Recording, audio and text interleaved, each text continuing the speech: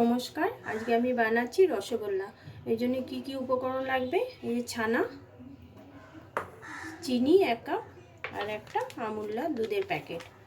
ছানাটা আমি গরুর দুধেরই করে নিয়েছি। 1 লিটার দুধটাকে ভিনিগার দিয়ে কাটিয়ে এই ছানা জলটা পুরো বের করে ভালো মতো নিয়েছি। এবার আমি এটাকে পাক দেব।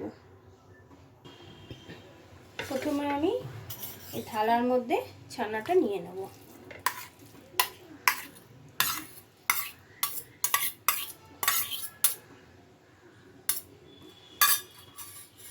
ছানাটা দিয়ে এটাকে ভালো মতন মেলাতে হবে।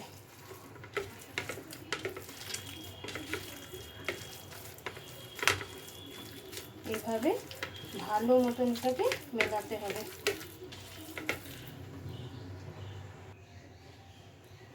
এর মধ্যে এই দুধের প্যাকেটটা 10 টাকার দুধের প্যাকেট পুরোটা দিয়ে দেবো।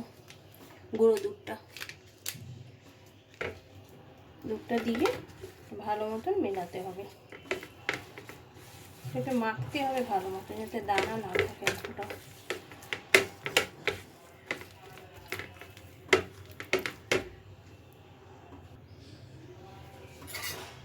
এর মধ্যে আমি এখন সামান্য একটু 1 চামচের মতন ময়দা দিয়ে দেবো। ব্যাস, এটা দিয়ে এটা ভালো মতন মাখাতে হবে।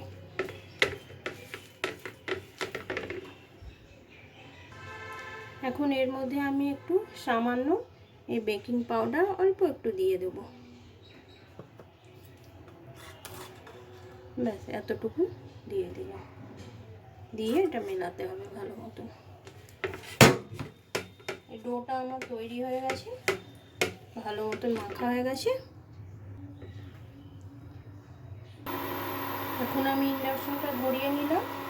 এর মধ্যে আমি জল দিয়ে দেবো।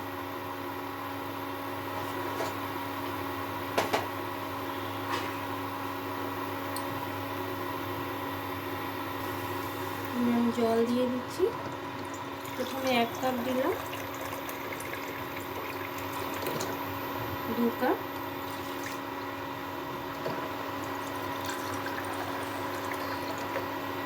2.5 কাপের মতন জল দেওয়া হয়ে গেল। এবার এর মধ্যে 1 কাপ চিনি আমি দিয়ে দেবো।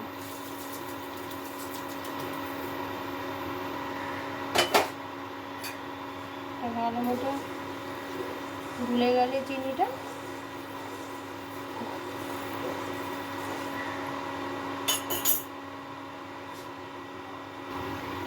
রসটা আমার হয়ে গেছে। এর মধ্যে 2টো এলাচ দিয়ে দিচ্ছি ফাটিয়ে। এই যে এলাচ ফাটিয়েও দিতে পারেন, গুঁড়ো করেও দিতে পারেন।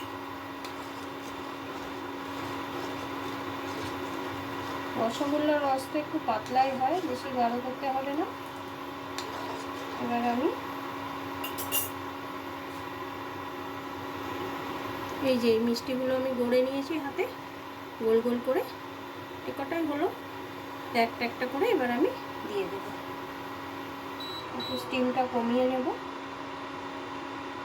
কমিয়ে এর মধ্যে দিয়ে দেবো।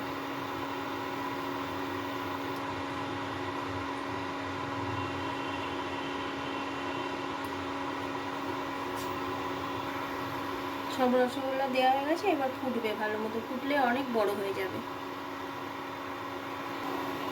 রসগোল্লাগুলো কত বড় হয়ে গেছে, আমি কত ছোট বানিয়েছিলাম দেখুন। রসে করার পর ফুলে তো একদম কড়াই পুরো ভরে যাবে মনে হচ্ছে, এত ফুলে বড় হয়ে গেছে সব। আর একটু ফোটাতে হবে।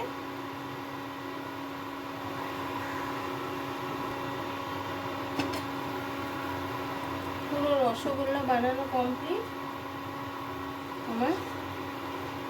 দেখুন কত বড় বড় একটা সাইজ হয়ে গেছে। ব্যাস, এগুলো এরকমভাবে রসে থাকবে। ঠান্ডা হলে তারপরে খেতে হবে।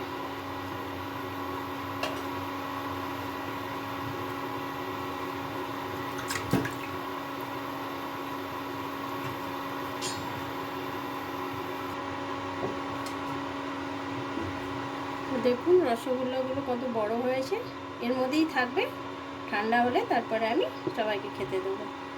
যদি এই রেসিপিটা ভালো লাগে তো একটা লাইক করে দেবেন।